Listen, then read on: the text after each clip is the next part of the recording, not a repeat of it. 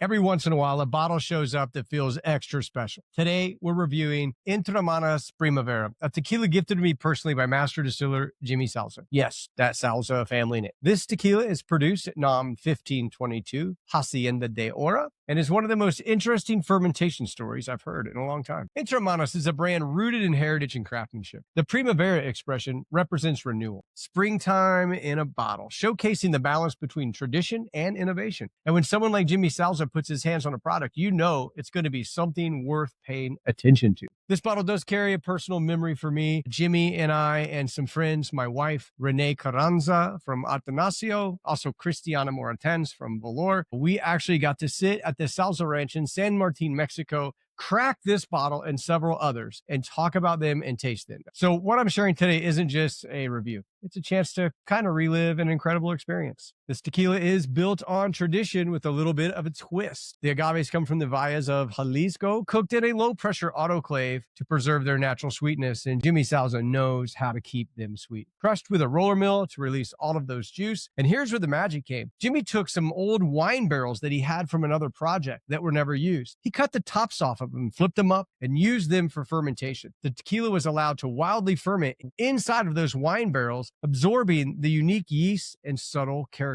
Finally, just twice distilled in stainless steel stills with copper coils, balancing tradition with precision. Now let's taste it. On the nose, cooked agave, of course.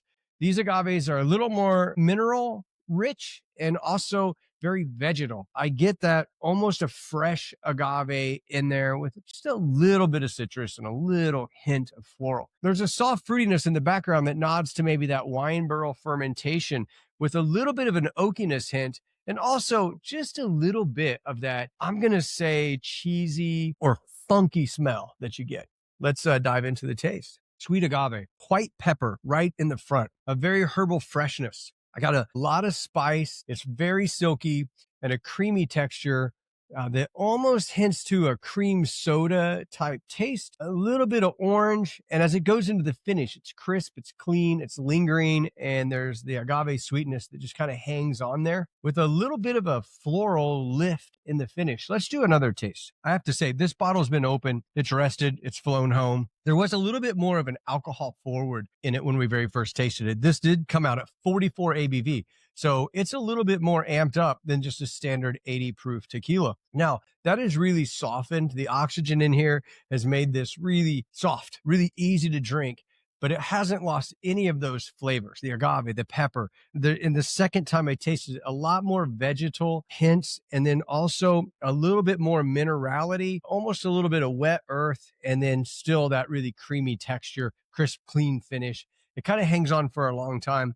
And it's nice that in the finish, instead of it switching to a pepper or something that is normal in tequila, for me, this just sticks with like a cooked agave sweetness with a little floral lift. Primavera feels great. I've had lot 1, lot 5, lot 3 of the EntreManos. I always like each one and they all taste a little bit different.